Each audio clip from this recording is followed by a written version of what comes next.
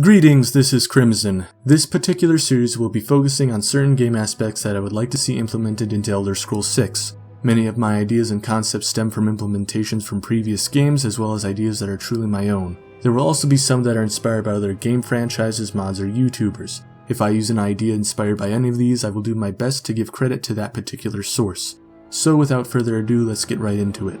The first thing I would like to address is that one of the most detrimental aspects of the leveling system within the Elder Scrolls series is Bethesda's attempt to make the skills, attributes, and perks as even and symmetrical as possible for the combat, stealth, and magic specializations. In Morrowind there are 9 skills per playstyle. Most of these skills are diverse and control very specific aspects except for acrobatics and athletics. I presume the only reason acrobatics and athletics are separate is to achieve an even distribution in skills between the combat, stealth, and magic playstyles.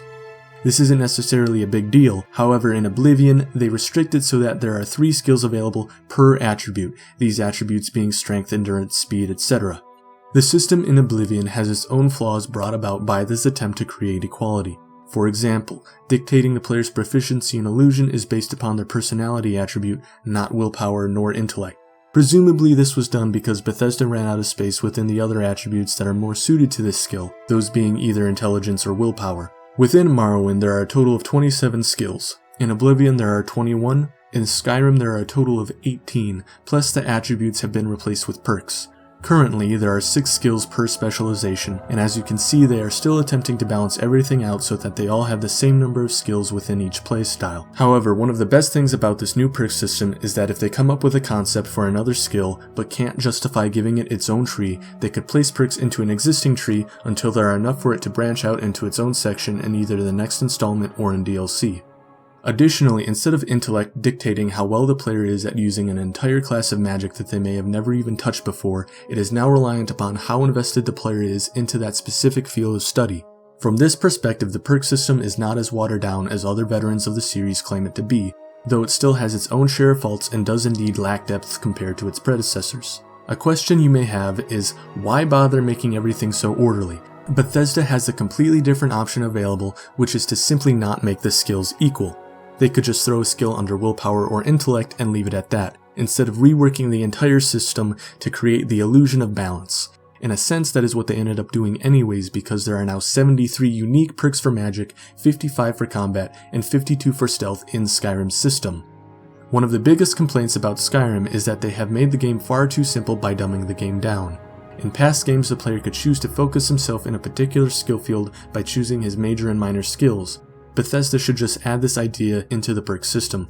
For example, at the beginning of the game I could choose the skills to buff and then receive a permanent bonus for these specific skills, just like in the older games. This way I wouldn't have a guard asking me to conjure him up a bed when that isn't even my character's specialty, and it would reintroduce many role-playing aspects that have been lost. Since Bethesda is obsessed with this balancing act, they could just make it so that there are 3 major skills and 3 minor skills that the player can distribute. This would be perfect considering that there are exactly 6 skills per playstyle in Skyrim. However, if Bethesda decides to just throw away the balancing act of the playstyles, wouldn't that hold the potential to make a particular playstyle more powerful than the others, you may ask? Couldn't this possibly unbalance the game? Well, it's entirely possible that something like that could happen. However, a certain playstyle becoming overpowered isn't reliant upon whether or not they have more skills or perks in their field. For example, I just stated that there are 73 unique perks for mages in Skyrim. That's about 20 more unique perks than combat or stealth, yet the mage playstyle is suspected of being the worst out of the 3 in Skyrim. Not only that, but I argue that in an ideal system, magic would be significantly more powerful than both combat and stealth playstyles. The player controls the power of gods within their fingertips, so why shouldn't they have an advantage? I would also argue that the concept of being overpowered should not even exist within the Elder Scrolls franchise. The premise for both Morrowind and Skyrim are that you are a chosen hero destined to defeat living deities. It wouldn't really be a surprise if your character became incredibly powerful. There is also the fact that you are an actual player, which gives you a significant advantage over the artificial intelligence anyways. I highly doubt that after spending 20 to 300 hours on a character, that anyone would truly be fretting over their character being overpowered or godlike. There is also the option of increasing the difficulty setting or creating your own restrictions, which is something I do in every playthrough of the Elder Scrolls. In Skyrim I don't use shouts, not because I dislike them but because I want to roleplay as if I wasn't actually the main character. Now, please don't get me wrong, I'm not saying that there shouldn't be any balancing act within the series, I'm just simply stating that if enough time is put into the character, there shouldn't be complaints about how being able to reflect spells is too good, or that poisons and sneak can take out dragons in one shot. An example of something that I would have a problem with is if they make a standing stone significantly more powerful than the others. My reasoning for this is because this is something that the character does not necessarily need to work for, and it is an instantaneous process. I simply believe that attempting to maintain this false sense of balance may start to restrict Bethesda's artistic creativity. So, I have touched upon some of the facets of how the leveling system works within the Elder Scrolls franchise, but now I will recap and specify what I want to see implemented in future installments. First, the attribute system of strength, endurance, etc. should be brought back and work in tandem with the current perk system, except change some very vital points. I will be referring to this new system from this point on as the statistics or the stats system so that it doesn't get confused with the health, magicka, and stamina system from Skyrim or the implementations of older games in the series. This stats system would only range between 0 and 10 instead of 0 and 100 similar to Fallout. Each point entered into a stat would increase the character's power in those fields by 5 points, so if they put 10 points into strength they would get a plus 50 to their melee damage output. If they put 3 into their intelligence there would be plus 15 points added to their spell damage. Endurance would dictate how much damage the player receives, or in other words, his physical resistance. Speed would be movement speed and length of jumps, agility would determine how fast stamina depletes, willpower would determine how fast magicka depletes, and another option for willpower is that it could dictate damage received from spells. Personality would be bonuses towards interactions with individuals, and luck will affect everything very slightly. Then I would make it so that the player decides on their strength, endurance, and the rest at the very beginning of the game. At this time, they would only be given about 30 skill points to distribute. These will only become changeable when the player achieves the ability to legendary or prestige their character towards the end, and even then it wouldn't be possible to max out each individual stat. Instead, prestiging will allow the player 20 more skill points to distribute, plus it will allow them the ability to redistribute their points however they like anytime after their first prestige. There should also be an option that allows for a character to not distribute any skill points so that they could go through the game without any skill bonuses at all, which is why 0 points distribution should be an option even at the beginning of the game.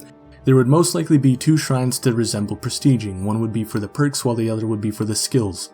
I understand that it makes sense for some of the statistics to level up over time, because in real life you would improve upon strength, agility, endurance, speed, and possibly personality the more you work at them. However, intelligence, willpower, and luck are arguably innate and really cannot be improved upon no matter the amount of effort put into them. From my perspective, intelligence is measured by how well a person is at comprehending and adapting to new information. Wisdom is measured by how much information someone has absorbed throughout their life, and I believe people often get these two concepts confused. My mentality for the stats system is that instead of thinking about these stats as representations of their real-life variants, they should be seen as the character's aptitudes towards these different facets. As an example, Mana Marco is feared by all and would be significantly high leveled. However, I don't view him as a brute, even though he may have killed thousands of enemies with a melee weapon throughout his time in Tamriel. As another example, when I think of Ulfric's Stormcloak, I view a person that has seeked out power throughout his entire life by any means necessary. However, due to his upbringing, he has shunned magic and only allowed an exception towards dragon shouts for obvious reasons. He is more likely to seek out brute strength and endurance because of the harsh land he grew up in, and it is also due to the Nordic customs and beliefs that have influenced him and his body since his birth. It is not necessarily true that he would be bad at magic, but because he has been manipulated by multiple different factors, it is more likely for him to adapt more quickly to areas that he has been honing for his entire life. These are the reasons for why I would not allow for the stats to reach maximum, and it is also why I do not wish to see them leveled up along with the character. Anyways, my explanations may have been a tad bit long for this particular concept, but I felt that it was worth addressing with the utmost detail to properly understand the frame of mind behind the new system. As for the second part of this new system, as I stated previously, they should bring back major and minor skills. How many the player can distribute will be based off how many skills exist in the next installment. If there are 18 skills with 6 per playstyle like in Skyrim, I would allow the player 3 major and 3 minor skills to distribute. The major and minor skills will replace the effect of the Warrior, Mage, and Thief standing stones. Whichever skill you invest in, you will receive a bonus to learning that skill. The player will earn experience 20% faster if it is a major skill and 10% faster if it is a minor skill. They will also receive a perk bonus of plus 10 to that skill if it is major and a plus 5 if it is a minor. This bonus would work together alongside their racial bonuses, plus it would free up the standing stone equivalences so that they could introduce effects that are a bit more creative.